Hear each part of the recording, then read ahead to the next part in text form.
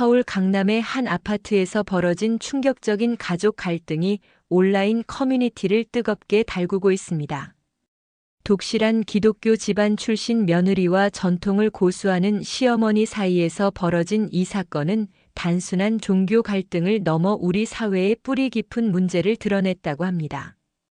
과연 무슨 일이 있었던 걸까요? 지금부터 여러분께 그 특별한 이야기를 전해드리겠습니다. 여기서 잠깐 더 많은 이야기와 재미있는 콘텐츠를 놓치지 않으시려면 지금 바로 구독과 알림 설정을 해주세요. 여러분의 관심이 저희 채널에게 큰 힘이 됩니다. 가을이 깊어가는 10월 중순 서울 강남구 한 아파트 단지에서는 아침부터 분주한 발걸음 소리가 들려왔습니다. 최말자 할머니는 벌써 새벽 5시부터 일어나 부엌에서 바쁘게 움직이고 계셨어요. 올해 67살인 말자 할머니는 평생을 전통을 지키며 살아온 분이었습니다. 아이고, 이 밤이 또 이렇게 작네. 말자 할머니는 손톱만한 밤알을 하나씩 정성스럽게 까면서 혼잣말을 중얼거렸습니다. 내일이면 남편의 3년 제사였거든요. 큰 상에 올릴 밤 200개, 대추 100개, 그리고 직접 빚은 송편까지. 모든 것을 혼자서 준비하는 게 쉬운 일은 아니었지만 말자 할머니에게는 당연한 일이었어요. 시골에서 22살에 시집와서 지금까지 45년 동안 한 번도 거르지 않고 지켜온 집안의 전통이었거든요. 큰집 맏며느리로 살면서 배운 모든 예법과 정성을 다해 조상님께 올리는 제사상. 그것이 바로 최말자라는 사람의 삶 그 자체였습니다. 엄마, 지금 뭐 하세요? 오후 6시쯤 외아들 진우에게서 전화가 걸려왔어요. 38살인 진우는 대기업에 다니는 평범한 직장인이었습니다. 어릴 때부터 아버지를 따라 제사에 참석하고 차례상을 차리는 모습을 보며 자란 아들이었죠. 제사 준비하고 있어. 내일이 내 아버지 3년 제사잖아. 말자 할머니의 목소리에는 평소와 다른 무게감이 실려 있었습니다. 남편을 떠나보낸 지 벌써 3년이 흘렀다는 게 믿어지지 않았거든요. 그래도 제사만큼은 완벽하게 준비해서 고인의 영혼을 위로해드리고 싶었어요. 엄마, 그게 제가 말씀드릴 게 있는데. 진우의 목소리가 조금 망설이는 듯 했습니다. 전화기 너머로 들리는 아들의 어조에서 뭔가 평소와 다른 기운을 느낀 말자 할머니는 손을 멈췄어요. 뭔데? 무슨 일이야? 이번 제사를 소연이 집에서 하자고 하면 안 될까요? 처가에서 말이에요. 순간 말자 할머니의 손에서 밤 하나가 떨어져 바닥으로 굴러갔습니다. 귀를 의심했어요. 처가에서 제사를 지낸다고요? 그것도 독실한 기독교 집안인 소연이네 집에서 말이에요. 내 처가에서? 거긴 제사 안 지내잖아. 말자 할머니의 목소리가 차가워졌습니다. 45년 동안 한 번도 타인에게 제사를 맡긴 적이 없었거든요. 더구나 기독교 집안에서 제사를 지낸다는 건 말이 안 되는 일이었어요. 그게 소연이가 요즘 제사 준비하는 게 너무 힘들어해서요. 교회에서도 계속 뭐라고 하고. 진우는 아내와 어머니 사이에서 곤란한 처지에 놓여 있었습니다. 결혼한 지 3년이 되도록 이 문제는 계속 반복되는 갈등의 씨앗이었거든요. 소연은 기독교 집안에서 자라나 제사를 우상 숭배라고 생각했고 말자 할머니는 조상을 섬기는 당연한 의무라고 여겼어요. 힘들어한다고. 시집온 며느리가 시댁 제사 준비하는 게 힘들다고. 말자 할머니는 점점 화가 나기 시작했습니다. 자신도 젊은 시절 시어머니 밑에서 온갖 고생을 하며 배운 일들이었거든요. 그런데 며느리가 힘들다고 처가에서 제사를 지내자니 이게 무슨 말도 안 되는 소리인가 싶었어요. 엄마, 진정하세요. 한 번만 그러자는 거예요. 앞으로는 계속 집에서 할게요. 진우는 어머니를 달래려고 했지만 말자 할머니의 마음은 이미 상처받은 상태였습니다. 평생을 바쳐 지켜온 가문의 전통이 하루아침에 무너지는 것 같은 기분이었거든요. 그날 밤 말자 할머니는 잠을 이루지 못했어요. 천장을 바라보며 남편 생각에 잠겼습니다. 살아생전 남편도 제사만큼은 절대 타협하지 않던 분이었거든요. 그런 남편의 3년 제사를 며느리 집에서 지낸다니 도저히 받아들일 수 없는 일이었어요. 다음 날 아침 말자 할머니는 평소보다 일찍 일어나 제사 준비에 더욱 박차를 가했습니다. 밤새 뒤척이느라 제대로 잠을 못 잤지만 오늘만큼은 완벽한 제사상을 차려야겠다는 생각뿐이었어요. 어제 진우가 한 말이 계속 머릿속을 맴돌았거든요. 소연아, 이리 와서 도와줘. 오전 10시쯤 며느리 소연이 집에 도착했습니다. 34살인 소연은 단정한 옷차림에 언제나 예의 바른 모습이었어요. 하지만 오늘따라 표정이 영 달라 보였습니다. 뭔가 부담스러워하는 기색이 역력했거든요. 어머니, 안녕하세요. 제가 뭘 도와드릴까요? 소연은 정중하게 인사를 드렸지만 말자 할머니는 며느리의 어색한 표정을 놓치지 않았어요. 평소 같으면 먼저 나서서 이것저것 챙기던 소연이 오늘은 왠지 소극적이었거든요. 밤 까는 거부터 도와줘. 아직 반도 안 끝났어. 말자 할머니가 밤 한 바구니를 소연 앞에 밀어주었습니다. 소연은 조심스럽게 자리에 앉아 밤을 까기 시작했어요. 하지만 그 손놀림이 평소와 달리 어디선가 마지못해 하는 듯한 느낌이었습니다. 한참을 조용히 작업하던 소연이 입을 열었어요. 어머니, 제사에 대해서 말씀드릴 게 있는데요. 말자 할머니의 손이 잠시 멈췄습니다. 이미 예감하고 있던 이야기였거든요. 무슨 말인데? 저희 부모님께서 많이 걱정하고 계세요. 제사는 성경에 없는 일이라고. 소연의 목소리가 점점 작아졌습니다. 시어머니의 표정이 굳어가는 게 보였거든요. 하지만 이 문제를 더 이상 피할 수는 없다고 생각했어요. 성경에 없다고. 말자 할머니의 목소리에 차가운 기운이 감돌기 시작했습니다. 며느리가 지금 뭘 말하려는 건지 충분히 알 수 있었거든요. 저도 이해해요, 어머니. 하지만 저희 집안은 대대로 기독교 집안이라서. 교회에서도 계속 말씀을 하시고. 소연은 조심스럽게 말을 이어갔지만 말자 할머니의 얼굴은 점점 굳어만 갔어요. 3년 동안 참고 또 참았던 일들이 한꺼번에 떠올랐거든요. 교회에서 뭐라고 하는데? 제사는 우상 숭배라고. 그래서 참석하지 말라고 하세요. 순간 말자 할머니의 눈이 가늘게 떠졌습니다. 우상 숭배라니요. 평생을 조상님께 정성을 다해 모셔온 일을 우상 숭배라고 하다니 도저히 받아들일 수 없는 말이었어요. 우상 숭배? 말자 할머니가 밤을 까던 손을 멈추고 소연을 똑바로 바라봤습니다. 그 눈빛에는 분노와 서운함이 동시에 담겨 있었어요. 우리 집안은 대대로 지켜온 거야. 시집 왔으면 따라야지. 말자 할머니의 목소리가 단호해졌습니다.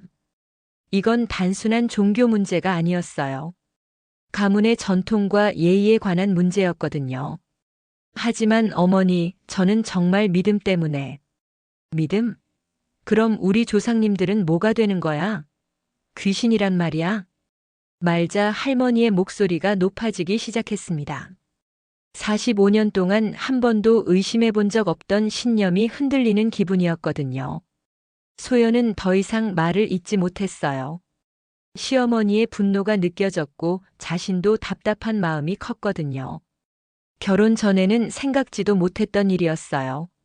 사랑하는 사람과 결혼했는데 종교 때문에 이렇게 힘들어질 줄은 몰랐거든요. 어머니, 저도 힘들어요. 교회 분들이 계속 뭐라고 하시고 부모님도 걱정하시고. 소연의 목소리에 눈물기가 서렸습니다. 양쪽 모두를 만족시킬 수 있는 방법이 없어 보였거든요. 그럼 우리한테도 힘든 건 마찬가지야. 며느리가 제사를 거부하면 우리 집안은 어떻게 되는 거야? 말자 할머니도 목이 메었습니다. 평생을 바쳐 지켜온 전통이 며느리 한 사람 때문에 무너질 수도 있다는 생각에 가슴이 답답했거든요. 그때 현관문이 열리는 소리가 들렸어요. 진우가 퇴근하고 돌아온 것이었습니다. 집안의 무거운 분위기를 단번에 느낀 진우는 조심스럽게 부엌으로 들어왔어요. 무슨 일이에요? 왜 이렇게 분위기가? 내가 와서 잘 됐다. 내 아내하고 얘기해봐. 말자 할머니가 자리에서 일어서며 진우에게 말했습니다. 더 이상 며느리와 대화를 이어갈 자신이 없었거든요. 그날 저녁 최 씨 집안의 제사상은 예년과 다름없이 완벽하게 차려졌습니다. 하지만 상 앞에 앉은 사람들의 마음만큼은 예년과 전혀 달랐어요. 말자 할머니는 정성껏 준비한 제사상을 바라보며 마음이 복잡했습니다. 이번이 마지막 일지도 모른다는 불길한 예감이 들었거든요. 제사가 끝나고 일주일이 지난 어느 일요일 오후 양가 식사 자리가 마련되었습니다. 장소는 강남 한복판의 고급 한정식집이었어요. 진우가 중간에서 고심 끝에 제안한 자리였거든요. 계속되는 갈등을 더 이상 방치할 수는 없다고 판단했던 거죠. 어머니, 저희 부모님 오신다고 하셨어요. 소연이 조심스럽게 말자 할머니께 말씀드렸습니다. 사실 이 자리를 마련하는 것도 쉬운 일이 아니었어요. 양쪽 부모님 모두 내키지 않아 하셨거든요. 그래, 알았어. 제대로 예의는 갖춰야지. 말자 할머니는 평소보다 더 정성스럽게 외출 준비를 하셨습니다. 검은색 정장에 진주 목걸이까지 착용하고 머리도 미용실에서 새로 손질해 오셨어요. 이런 자리에서 체면을 구기는 일만큼은 있을 수 없었거든요. 오후 5시 정각 예약된 룸에 양가 식구들이 모였습니다. 소연의 부모인 박명수 장로와 박영자 권사가 먼저 도착해 있었어요. 박명수 장로는 64살로 온화한 인상이었지만 눈빛만은 예사롭지 않았습니다. 30년 넘게 교회 장로를 맡아온 분답게 종교에 대한 신념만큼은 확고했거든요. 안녕하세요, 어머님. 박영자 권사가 정중하게 인사를 드렸습니다. 62살인 권사님은 교회 성가대에서 오랫동안 활동해온 분이었어요. 겉보기에는 상냥해 보였지만 며느리의 신앙을 지키기 위해서라면 물러서지 않을 의지가 느껴졌어요. 그동안 소연이가 신세 많이 졌습니다. 말자 할머니도 예의에 맞게 인사를 나누었지만 양쪽 모두 어색한 기운이 감돌았어요. 사실 이런 정식 자리는 결혼식 이후 처음이었거든요. 처음 30분 정도는 평범한 안부 인사와 일상적인 대화가 오갔습니다. 날씨 이야기, 건강 이야기, 그리고 요즘 물가 이야기까지. 하지만 모두가 알고 있었어요. 이 자리의 진짜 목적이 무엇인지 말이에요. 진우는 요즘 일이 많이 바쁘지. 박영자 권사가 사위에게 말을 건넸습니다. 진우는 정중하게 대답했어요. 네, 그래도 할 만합니다. 장모님께서는 교회 활동 많이 하고 계시죠? 네, 주일마다 성가대 활동하고 있어. 그런데 진우는 주일 예배에 참석 안 해? 순간 공기가 약간 무거워졌습니다. 본격적인 이야기가 시작되는 신호였거든요. 저희 집은 그런 건 별로 하지 않습니다. 진우가 조심스럽게 대답했어요.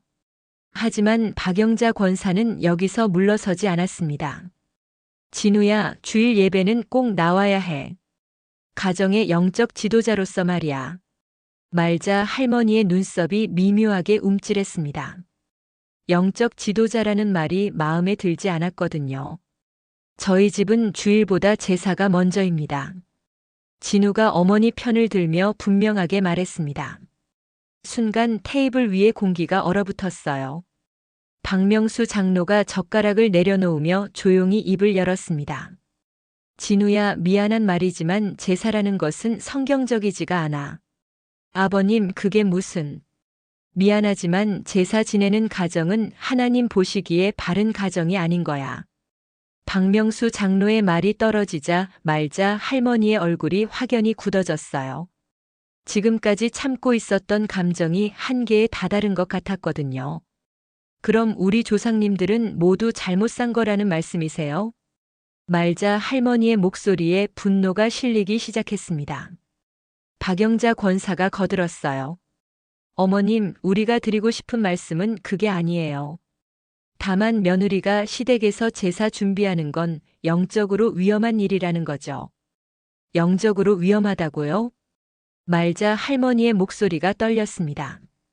평생을 바쳐 모셔온 조상님들을 영적으로 위험한 존재로 취급한다니 도저히 받아들일 수 없는 말이었어요. 게다가 우리 소연이가 교회에서도 계속 지적받고 있어요. 제사에 참여한다고 해서 말이에요. 박영자 권사의 말에 말자 할머니는 더 이상 참을 수 없었어요. 그럼 우리 집 전통과 조상님들은 모두 귀신이고 우리가 지켜온 예의는 모두 죄라는 거예요? 말자 할머니의 목소리가 높아졌습니다. 주변 테이블에서도 시선이 집중되기 시작했어요. 소연은 고개를 숙인 채 아무 말도 하지 못했습니다. 남편인 진우는 양쪽을 바라보며 난처한 웃음만 지었어요. 어느 쪽도 선택할 수 없는 상황이었거든요. 어머님 진정하세요. 박명수 장로가 차분하게 말했지만 이미 상황은 돌이킬 수 없는 지경까지 왔어요. 그날의 식사 자리는 결국 아무도 만족하지 못한 채 끝났습니다. 양가 부모들은 서로에 대한 실망감을 감추지 못했고 진우와 소연 부부는 그 사이에서 더욱 깊은 갈등의 늪에 빠져들었어요. 식사 자리의 분위기가 최악으로 치달은 그 순간 박명수 장로가 물잔을 천천히 내려놓으며 입을 열었습니다. 그의 얼굴에는 더 이상 온화한 미소가 없었어요. 30년 넘게 교회 장로로 활동하며 쌓아온 확고한 신념이 그대로 드러나는 순간이었거든요. 말씀드리고 싶지 않았는데 이 자리에서 분명히 해야겠네요. 박명수 장로의 목소리는 조용했지만 강했습니다. 룸 안의 모든 사람들이 그의 다음 말을 기다렸어요. 제사라는 것은 단순히 조상을 기리는 게 아닙니다. 성경에서 분명히 금하고 있는 우상 숭배예요. 아버님, 진우가 급하게 말렸지만 박명수 장로는 멈추지 않았어요. 우리 소연이가 결혼하면서 얼마나 고민했는지 아세요? 교회 분들이 얼마나 걱정하는지 아세요? 말자 할머니의 손이 부들부들 떨리기 시작했습니다. 지금 상대방이 자신의 평생 신념을 정면으로 부정하고 있다는 걸 깨달았거든요. 그럼 우리 가문이 400년 동안 지켜온 전통이 모두 잘못된 거라는 말씀이세요? 전통이라고 해서 모든 게 옳은 건 아니죠. 하나님 앞에서는 전통보다 진리가 우선입니다. 박명수 장로의 말에 박영자 권사도 힘을 보탰어요. 어머님, 저희도 이해해요. 하지만 며느리가 제사 준비에 참여하는 건 정말 위험한 일이에요. 영혼의 문제거든요. 영혼의 문제라고요? 말자 할머니의 목소리가 날카로워졌습니다. 이제 참을 한계를 넘어선 것 같았어요. 우리 조상님들 영혼은 어떻게 되는 거예요? 우리가 정성껏 모시는 게 잘못된 거라면 지금까지 우리 가족이 해온 모든 일이 헛된 거란 말이에요. 어머님, 조상님들을 기리는 마음은 좋지만 방법이 잘못되었다는 거예요. 박영자 권사가 설명하려 했지만 말자 할머니는 더 이상 들으려 하지 않았어요. 그럼 대안이 뭐예요? 우리 조상님들 영정 앞에서 찬송가라도 불러야 한다는 거예요? 그것도 좋은 방법이죠. 추모 예배로 바꾸시면 됩니다. 박명수 장로의 말에 말자 할머니는 완전히 폭발했어요. 추모 예배라고요? 우리 시아버님, 시어머님, 그리고 우리 남편 앞에서 기독교 예배를 드리라고요? 어머님, 너무 흥분하지 마세요. 소연이 처음으로 입을 열었지만 이미 상황은 걷잡을 수 없이 흘러가고 있었어요. 흥분하지 말라고. 지금 우리 집안 조상님들을 귀신 취급하는데 어떻게 흥분하지 말아요? 말자 할머니가 자리에서 일어서려는 순간 박영자 권사가 결정타를 날렸어요. 어머님, 솔직히 말씀드리면 우리 교회에서도 소연이 때문에 계속 말이 나와요. 제사에 참여하는 교인이라고 해서요. 뭐라고요? 교회분들이 소연이 보고 신앙이 약하다고 가정에서 신앙의 주도권을 잡지 못한다고 그래요. 얼마나 부끄러운 일인지 아세요? 이 말을 들은 말자 할머니는 완전히 이성을 잃었어요. 며느리가 교회에서 창피를 당한다는 이야기보다 자신의 가문이 그런 식으로 매도당한다는 사실이 더 분했거든요. 그럼 우리 며느리가 교회에서 창피당하지 않으려면 우리가 400년 동안 지켜온 전통을 포기하라는 거네요. 그렇게 극단적으로 생각하지 마세요. 타협점을 찾으면 되잖아요. 박명수 장로가 진정시키려 했지만 말자 할머니는 이미 한계를 넘어선 상태였어요. 타협점이요? 우리 조상님들과 타협하라는 거예요? 진우는 양쪽을 바라보며 어쩔 줄 몰라 했어요. 어머니의 분노도 이해가 되고 처가의 입장도 이해가 되었거든요. 하지만 누구 편도 들 수 없는 상황이었어요. 엄마, 처가 어르신들 모두 진정하세요. 우리가 천천히 해결책을 찾아보면. 해결책이 뭐가 있어? 내 아내가 우리 조상님들을 귀신이라고 생각하는데. 말자 할머니의 목소리에는 깊은 상처가 배어 있었어요. 이건 단순한 종교 갈등이 아니었거든요. 자신의 존재 자체가 부정당하는 기분이었어요. 어머님, 저희도 어머님 마음 이해해요. 하지만 저희도 신앙을 포기할 수는 없어요. 박영자 권사의 말에 말자 할머니는 더 이상 참을 수 없었어요. 그럼 우리도 우리 전통을 포기할 수 없어요. 우리 집 전통과 조상을 욕보이는 결혼이라면 난 반대할 수밖에 없어요. 룸 안에 정적이 흘렀습니다. 모두가 말자 할머니의 선언에 충격을 받았어요. 결혼을 반대한다는 것은 이혼을 의미하는 말이나 다름없었거든요. 엄마. 진우가 급하게 일어서서 어머니를 붙잡으려 했지만 말자 할머니는 이미 핸드백을 들고 자리에서 일어섰어요. 오늘 식사는 여기서 끝내겠어요. 더 이상 우리 조상님들 욕보이는 소리 듣고 싶지 않거든요. 그렇게 말하고는 룸을 나가버렸습니다. 뒤에 남은 사람들은 서로를 바라보며 어찌할 바를 몰랐어요. 양가의 갈등이 돌이킬 수 없는 지점까지 온 것 같았거든요. 말자 할머니가 룸을 나간 후 남겨진 사람들은 마치 폭탄이 터진 후의 잿더미처럼 멍하니 앉아 있었습니다. 아무도 먼저 말을 꺼내지 못했어요. 방금 전 벌어진 일이 현실인지 믿기지 않았거든요. 이렇게 될 줄 몰랐는데. 박영자 권사가 작은 목소리로 중얼거렸습니다. 사실 그들도 이런 극단적인 상황까지는 예상하지 못했어요. 단지 며느리의 신앙을 지켜주고 싶었을 뿐이었거든요. 아버님, 어머님, 저희가 너무 심하게 나간 건 아닐까요? 소연이 부모님께 조심스럽게 물었습니다. 시어머니의 분노가 얼마나 깊은지 직접 느꼈기 때문이에요. 소연아, 우리가 잘못한 게 아니야. 신앙은 타협할 수 없는 문제거든. 박명수 장로는 여전히 확고했지만 마음 한편으로는 불안했어요. 딸의 결혼 생활이 흔들릴 수도 있다는 생각이 들었거든요. 진우는 양손으로 얼굴을 감싸고 있었습니다. 어머니를 쫓아가야 할지, 처가 부모님께 사과를 드려야 할지 갈피를 잡을 수 없었어요. 제가 어머니를 모셔다 드릴게요.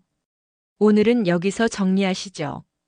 진우가 자리에서 일어나며 말했습니다. 더 이상 이 자리에 있어봤자 상황만 악화될 것 같았거든요. 진우야, 미안하다. 우리도 너무 감정적으로 나간 것 같네. 박명수 장로가 사위에게 사과했지만 진우는 복잡한 표정으로 고개만 끄덕였어요. 한편 말자 할머니는 택시를 타고 집으로 돌아가는 길이었습니다. 창밖으로 흘러가는 서울 시내 풍경을 바라보며 가슴이 답답했어요. 45년 동안 한 번도 이런 모욕을 당해본 적이 없었거든요. 우상 숭배라니. 우리 조상님들이 우상이라니. 말자 할머니의 눈에서 눈물이 흘러내렸습니다. 어릴 때부터 어머니에게 배운 제사법, 시집와서 시어머니에게 배운 전통, 그리고 평생을 바쳐 지켜온 가문이 예의가 하루아침에 우상 숭배로 매도당했다는 사실이 견딜 수 없었어요. 집에 도착한 말자 할머니는 바로 안방으로 들어가 남편의 영정 앞에 앉았습니다. 여보, 우리가 평생 지켜온 게 잘못된 일이었을까요? 우리 조상님들이 정말 귀신이었을까요? 영정 속 남편은 아무 대답도 하지 않았지만 말자 할머니는 계속 중얼거렸어요. 며느리 집에서는 우리가 우상 숭배를 한다고 해요. 그래서 제사에 참석하면 안 된다고 하고, 이런 며느리와 어떻게 살아가야 할까요? 그날 밤 말자 할머니는 잠을 이루지 못했습니다. 머릿속에서는 온갖 생각들이 복잡하게 얽혀 돌았어요. 혹시 정말 자신이 잘못 살아온 건 아닐까 하는 의심까지 들었거든요. 다음 날 오전 진우가 어머니를 찾아왔습니다. 밤새 고민했지만 어떤 말을 해야 할지 확신이 서지 않았어요. 엄마, 어제는 정말 죄송했어요. 뭘 미안해해. 내가 잘못한 게 없잖아. 말자 할머니의 목소리는 평소보다 훨씬 지쳐 보였어요. 하루 만에 이렇게 늙어 보일 수 있다는 게 신기할 정도였거든요.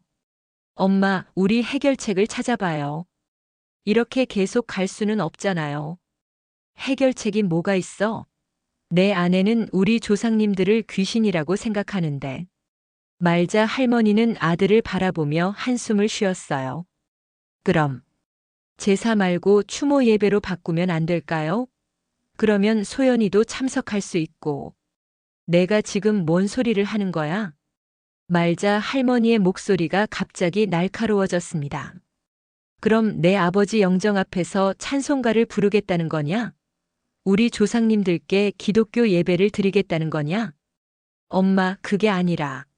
아니라기는 내가 지금 우리 집안 전통을 포기하고 기독교로 개종하자는 소리잖아. 진우는 더 이상 말을 이어갈 수 없었어요. 어머니의 분노가 어디서 나오는지 이해가 되었거든요. 엄마, 그럼 어떻게 해야 해요? 소연이는 계속 교회에서 지적받고 있고 처가에서도 걱정하고 있어요. 그럼 내가 선택해. 내 아내 편을 들 거야. 내 어머니 편을 들 거야. 말자 할머니가 아들에게 최후 통첩을 던졌습니다. 더 이상 중간에서 애매하게 넘어갈 수 있는 문제가 아니라는 뜻이었어요. 진우는 대답하지 못했습니다. 어느 쪽을 선택하든 한쪽은 상처받을 수밖에 없었거든요. 결혼한 남자로서는 아내 편을 들어야 한다고 생각했지만 평생 키워준 어머니를 버릴 수는 없었어요. 시간을 좀 주세요, 엄마.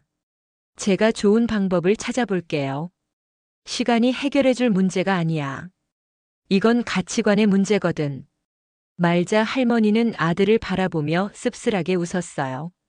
자신이 평생을 바쳐 지켜온 전통이 이렇게 쉽게 무너질 수 있다는 현실이 받아들여지지 않았거든요.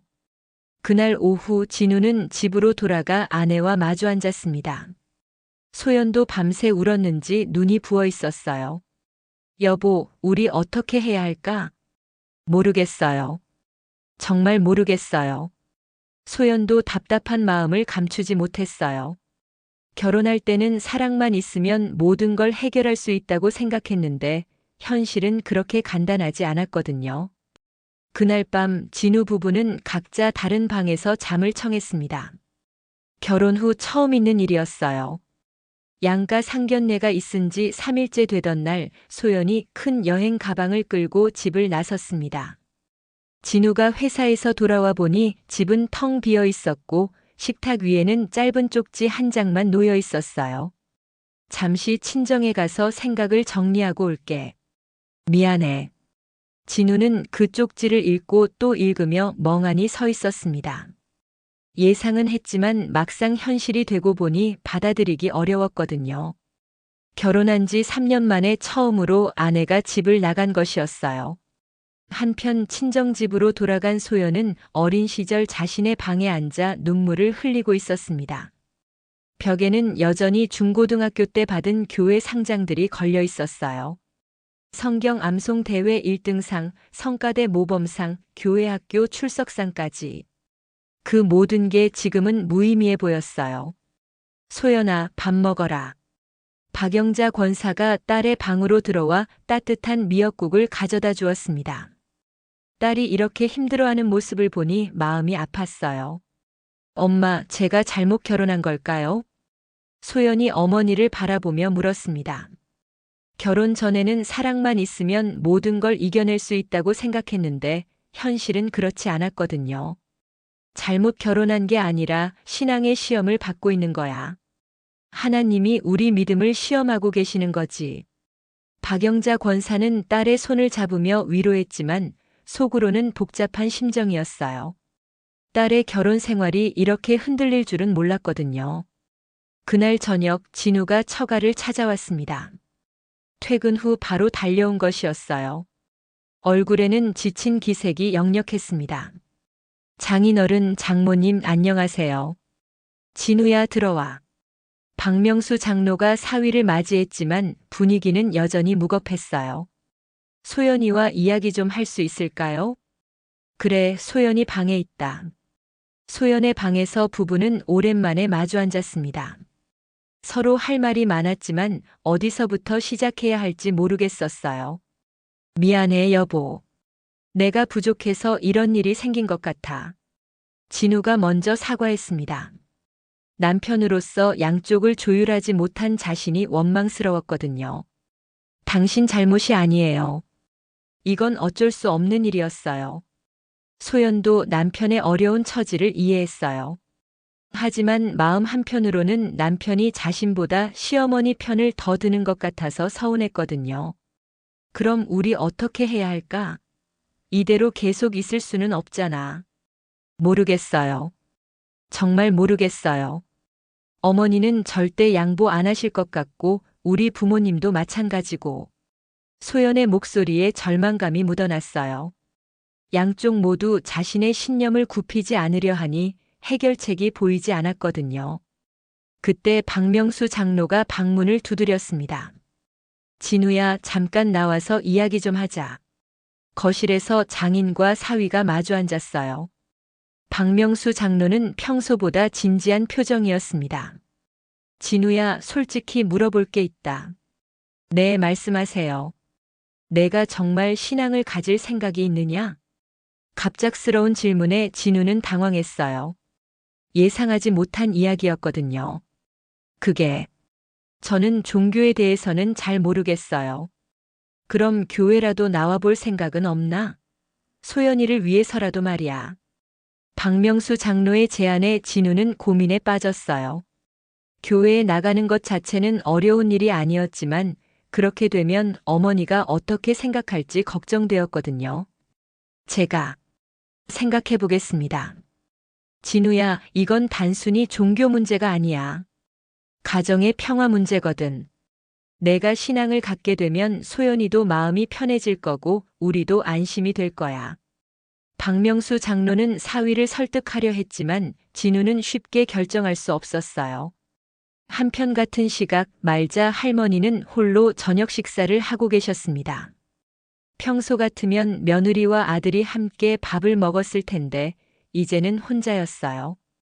텅 빈 집이 더욱 쓸쓸하게 느껴졌습니다. 여보, 우리가 너무 고집을 부린 걸까요?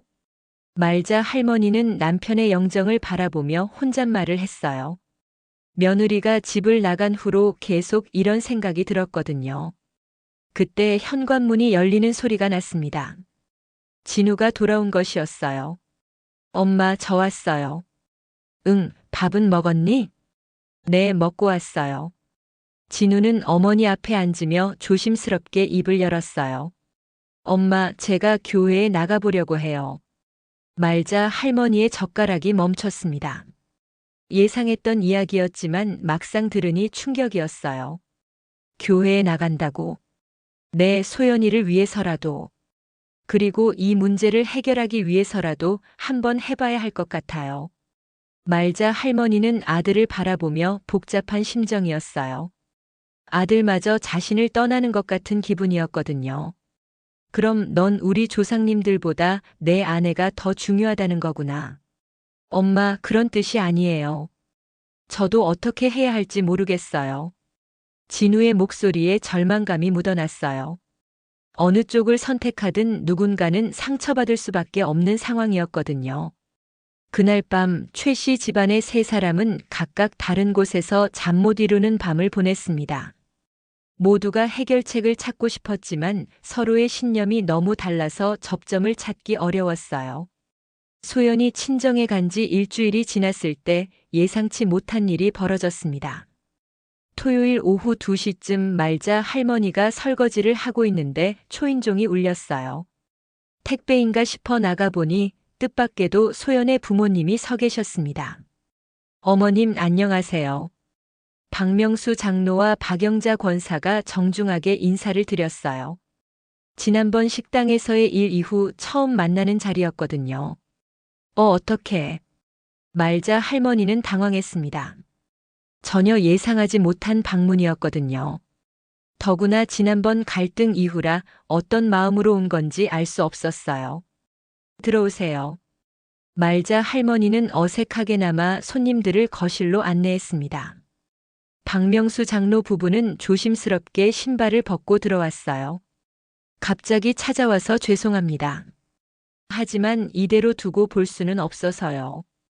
박영자 권사가 먼저 입을 열었습니다. 일주일 동안 딸이 울면서 지내는 모습을 보니 마음이 아팠거든요. 우리가 너무 감정적으로 나갔습니다. 박명수 장로가 고개를 숙이며 사과했어요.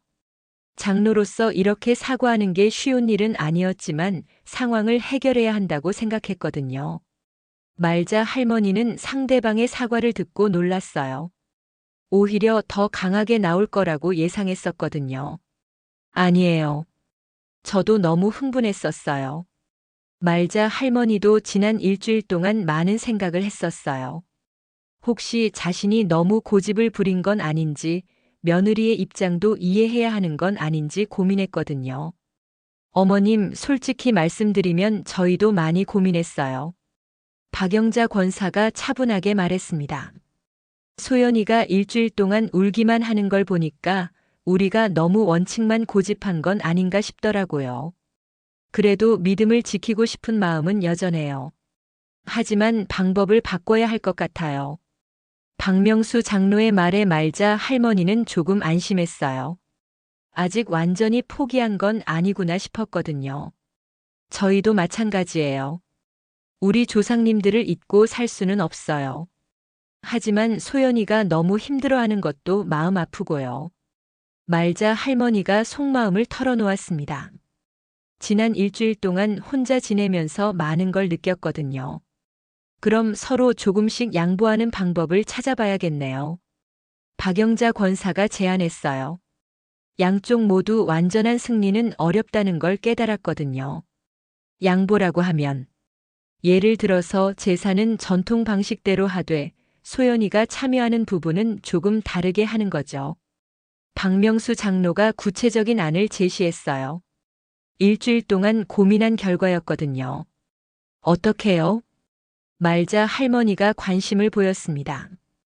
처음으로 실질적인 해결책이 나오는 것 같았어요. 제사 의식은 어머님과 진우가 주관하시고 소연이는 음식 준비나 뒷정리만 도와주는 거예요. 그리고 절하는 건 빼고요. 말자 할머니는 잠시 생각에 잠겼어요. 완전히 만족스럽지는 않았지만 아예 참여를 거부당하는 것보다는 나았거든요. 그런데 그것만으로는 부족할 것 같아요. 소연이가 교회에서 계속 지적받을 텐데요. 박영자 권사가 걱정을 표했어요. 그럼 이렇게 하면 어떨까요? 말자 할머니가 갑자기 아이디어를 냈어요. 제사 끝나고 나서 짧게 추모 시간을 갖는 거예요. 기도든 뭐든 소연이가 편한 방식으로요. 이 제안에 박명수 장로 부부는 눈을 반짝였어요. 그거 좋은 생각이네요. 제사는 전통 방식대로 하고 그 다음에 기독교식 추모를 하는 거군요. 네, 그럼 양쪽 다 자기 방식대로 조상님께 예를 표할 수 있잖아요. 말자 할머니의 말에 분위기가 한결 밝아졌어요. 처음으로 양쪽이 수긍할 수 있는 방안이 나온 것 같았거든요. 하지만 교회 분들이 뭐라고 할까요? 박영자 권사가 여전히 걱정했어요. 그건 우리가 잘 설명해야죠. 직접 제사에 참여하는 게 아니라 남편 가족을 위한 배려라고요. 박명수 장로가 해결책을 제시했어요. 그리고 진우도 가끔 교회에 나와줘야 해요. 그래야 교회 분들도 이해해 주실 거예요. 이 말에 말자 할머니는 조금 주춤했어요. 아들이 교회에 나가는 것까지는 생각하지 못했거든요. 진우가 교회에 나간다고 해서 우리 전통을 포기하는 건 아니잖아요. 그냥 소연이를 이해하려는 노력으로 생각하시면 돼요.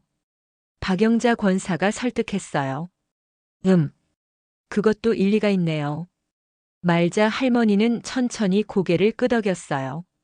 완벽한 해결책은 아니었지만 최소한 가족이 뿔뿔이 흩어지는 것보다는 나았거든요. 그럼 이번 주말에 소연이와 진우를 불러서 함께 이야기해봐요. 박명수 장로가 제안했어요. 네, 그렇게 하죠. 말자 할머니도 동의했습니다. 처음으로 희망이 보이는 것 같았어요. 그날 오후 박명수 장로 부부가 돌아간 후 말자 할머니는 남편의 영정 앞에 앉았어요. 여보, 우리도 조금은 바뀌어야 할 것 같아요. 완전히 같을 순 없어도 서로를 인정하고 지켜나가는 길은 있을 것 같거든요. 영정 속 남편은 여전히 미소를 짓고 있었어요. 마치 이해한다는 듯이 말이에요. 그 주 일요일 오후 오랜만에 최 씨 집안의 거실에 모든 가족이 모였습니다. 말자 할머니, 진우, 소연, 그리고 박명수 장로 부부까지. 지난주 토요일 대화 이후 처음으로 마련된 자리였어요. 소연은 일주일 만에 시댁에 돌아왔지만 여전히 어색했습니다. 하지만 예전처럼 날카로운 긴장감은 없었어요. 양쪽 부모님이 이미 어느 정도 합의점을 찾아놨다는 걸 들었거든요. 자, 그럼 우리가 지난번에 이야기한 걸 정리해 볼까요? 박명수 장로가 차분하게 말문을 열었습니다. 장로로서 회의를 진행하는 것처럼 체계적으로 접근하려 했어요. 우선 제사는 기존 방식대로 진행합니다. 어머님과 진우가 주관하시고요. 말자 할머니가 고개를 끄덕였어요. 최소한 제사 자체는 지킬 수 있다는 안도감이 들었거든요. 그리고 소연이는 음식 준비와 뒷정리는 도와주되 직접적인 제사 의식에는 참여하지 않습니다. 소연도 조심스럽게 동의했어요. 완전히 배제되는 것보다는 나은 방법이라고 생각했거든요. 마지막으로 제사가 끝난 후에는 짧은 추모 시간을 갖습니다. 소연이가 편한 방식으로요. 박영자 권사가 덧붙였어요. 그럼 구체적으로 어떻게 하는 건가요? 진우가 실제적인 방법을 물었습니다. 아직 감이 오지 않았거든요. 예를 들어서 이번 추석 차례때를 생각해 봅시다. 말자 할머니가 설명하기 시작했어요. 오전에는 소연이가 음식 준비를 도와줘요. 하지만 제사상 차리는 건 나와 진우가 해요. 네, 그렇게 하겠어요. 소연이 대답했습니다. 음식 준비는 원래 좋아하는 일이었거든요. 그리고 차례 지낼 때는 소연이는 뒤에서 지켜보기만 해요. 절은 안 해도 되고요. 이 부분에서 소연은 안도의 한숨을 쉬었어요. 가장 걱정했던 부분이었거든요. 차례가 끝나면 소연이가 나서서 조상님들께 기도를 드리는 거예요. 기독교식으로요. 박명수 장로가 구체적으로 설명했어요. 기도요? 말자 할머니가 의아해했습니다. 네, 조상님들의 평안을 위해 하나님께 기도드리는 거죠. 그럼 소연이도 나름대로 예를 표하는 게 되거든요. 아, 그런 거군요. 말자 할머니는 처음 듣는 방식이었지만 나쁘지 않다고 생각했어요. 어차피 조상님들을 위하는 마음은 같았거든요. 그리고 진우는 한 달에 2번 정도 교회에 나와줘야 해요. 박영자 권사가 조건을 제시했어요. 매주는 힘들고 한 달에 2번 정도면 괜찮을 것 같아요. 진우가 수긍했습니다. 생각보다 부담스럽지 않았거든요. 그런데 교회 분들이 뭐라고 하지 않을까요? 소연이 걱정을 표했어요. 그건 우리가 잘 설명할게. 남편이 아내의 신앙을 이해하려고 노력한다고 하면 이해해 주실 거야. 박영자 권사가 딸을 안심시켰어요. 그럼 이제 실제로 해볼까요? 다음 주가 마침 추석이잖아요. 말자 할머니가 제안했습니다. 이론보다는 실제로 해보는 게 나을 것 같았거든요. 좋아요. 그럼 이번 추석 차례를 새로운 방식으로 해봅시다. 진우도 동의했어요. 일주일 후 추석 당일 새로운 방식의 차례가 시작되었습니다. 아침 7시부터 소연은 부엌에서 송편을 빚고 나무를 묻혔어요. 예전처럼 부담스럽지 않았습니다. 제사 의식 자체에는 참여하지 않아도 된다는 마음의 여유 때문이었어요. 소연아, 이 나물 정말 맛있게 했네. 말자 할머니가 며느리를 칭찬했어요. 오랜만에 들어보는 따뜻한 말이었습니다. 감사해요, 어머니. 소연도 환하게 웃었어요. 예전처럼 어색하지 않았거든요. 오전 10시 차례상이 완성되었습니다. 말자 할머니와 진우가 정성스럽게 차린 상 앞에서 전통 방식대로 차례를 지냈어요. 소연은 조금 떨어진 곳에서 조용히 지켜봤습니다. 이렇게 보니까 정말 정성스럽게 하시는구나. 소연은 시어머니와 남편이 차례 지내는 모습을 보며 생각했어요. 예전에는 우상 숭배라고만 생각했는데 지금은 조상을 그리워하는 마음이 느껴졌거든요. 차례가 끝나자 소연의 차례였습니다. 영정 앞에 서서 조용히 기도를 드렸어요. 하나님, 시아버님의 평안을 위해 기도드립니다. 그리고 저희 가족이 서로 이해하며 살아갈 수 있게 도와주세요. 짧지만 진심이 담긴 기도였어요. 말자 할머니는 며느리의 기도 소리를 들으며 마음이 따뜻해졌습니다. 그래, 방법은 달라도 마음은 같구나. 차례가 모두 끝난 후 가족들은 함께 식사를 했어요. 오랜만에 평화로운 식탁이었습니다. 어머니, 앞으로도 이렇게 하면 될까요? 소연이 조심스럽게 물었어요. 그래야지. 우리가 서로 다르다고 해서 가족이 아닌 건 아니잖아. 말자 할머니가 며느리의 손을 잡으며 말했습니다. 그날 오후 진우는 소연과 함께 교회에 나갔어요. 처음으로 가는 교회였지만 생각보다 부담스럽지 않았습니다. 아내를 이해하려는 마음으로 가는 거였거든요. 여보, 고마워요. 교회에서 돌아오는 길에 소연이 남편에게 말했어요. 뭘? 우리 가족인데. 진우도 환하게 웃었습니다. 그날 저녁 말자 할머니는 남편의 영정 앞에 앉아 중얼거렸어요. 여보, 우리가 좋은 방법을 찾은 것 같아요. 완전히 같을 순 없어도 서로를 인정하고 지켜나가는 길 말이에요. 영정 속 남편은 여전히 따뜻하게 미소 짓고 있었습니다. 마치 모든 걸 이해한다는 듯이 말이에요. 그렇게 최 씨 집안에는 새로운 전통이 시작되었습니다. 완벽하지는 않았지만 서로를 배려하며 만들어가는 소중한 전통이었어요. 사랑하는 사람들과 함께라면 어떤 어려움도 이겨낼 수 있다는 걸 배운 시간이었습니다.